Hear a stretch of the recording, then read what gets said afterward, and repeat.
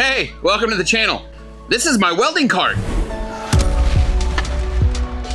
So this is my welding cart, or metal fabrication cart would actually be a better name for it. One of the things that I really like about this cart is it has casters that rotate on all the corners. So that makes this very simple to move around here in the shop, and that's very nice to have. One of the other things I really like about this one is it's short, and that makes it very stable. And I really appreciate that because I have two relatively heavy welders up here on top, and I don't want to have any type of instability to where this might fall on top of somebody. Let me swivel this around. I just want to show you what's here on the back side. This is my Lincoln MIG welder. It's the Lincoln Weld-Pak 100. I bought this years ago. Absolutely love it. Now, one of the things that I did with this one, if you have a MIG welder in any way, shape, or form, you know that the wire spool is very critical. Well, getting access to that wire spool is something that you need to think about. So one of the things that I've done, and you'll see it right here, I actually have some screws,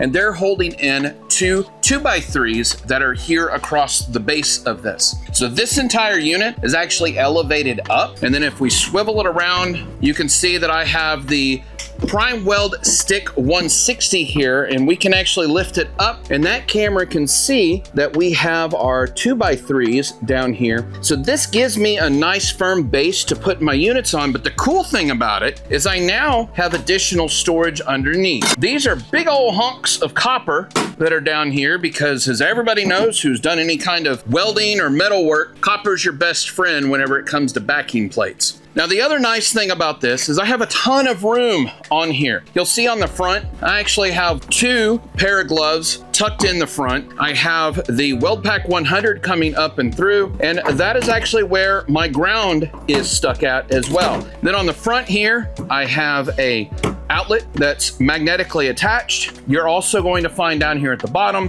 I have my 90-degree corners, and then hanging down here, I have inherited a phenomenal amount of angle grinders. These are the cheapies from Harbor Freight. They're noisy, they're crazy, they work, but my dad, I kid you not, I found at least 10 of these things in his items whenever he passed, and he said, they're yours. So I had to inherit 10 different ones. If he had taken the money for the 10, he could have bought something really nice like this Makita here that does so much better. It's a lot quieter. The Chicago Electrics, they work, but you better wear hearing protection with them because holy smokes are those things loud. But anyway, we've got those hanging off the front, and then they do a really nice job. Now, if we swivel it back around, you'll see on the drawer front here, I have paper towel holders, but I have flipped them the other way to where they actually can become hangers. And off of that, I got my Hobart welding helmet, and then I have a Harbor Freight welding helmet. These are the auto darkening. It's what I prefer as opposed to the continual darkened helmets. And then if we open it up and we look inside, you'll see that I have different welding rods, different electrodes is what they're called.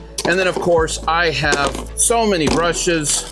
I have welding tips, so many brushes, and then I have other items. I have my chart, so I know what amperage to be using depending on what I'm doing. I've got vice grips. I have my converter that allows me to hook up this to a tank. I typically like to do flux core welding. I know it's a lot messier, but typically the jobs that I'm doing doesn't require fine detail.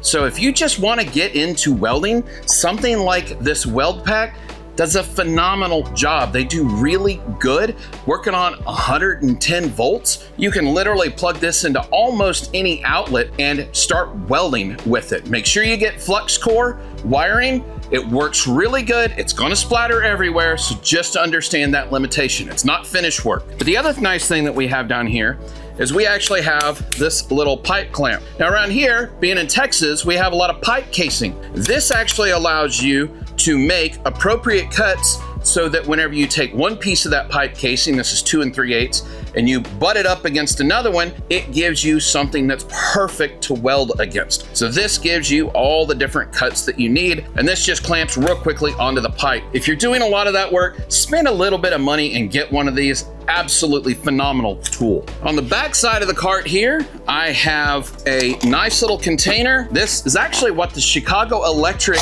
angle grinders used to come in, and we've kept it, and we've put all sorts of different grinding discs in here. We really like having this because it makes it crazy easy, very portable to do all the work that you need. Then on the back here, we have the PrimeWeld ground and primary lead that comes off, and I've got a couple of Vulcan sticks in here as well. Now on the bottom, I have something that I absolutely love having. You'll see that I have the PrimeWeld CUT60. I absolutely love this. This is a plasma cutter.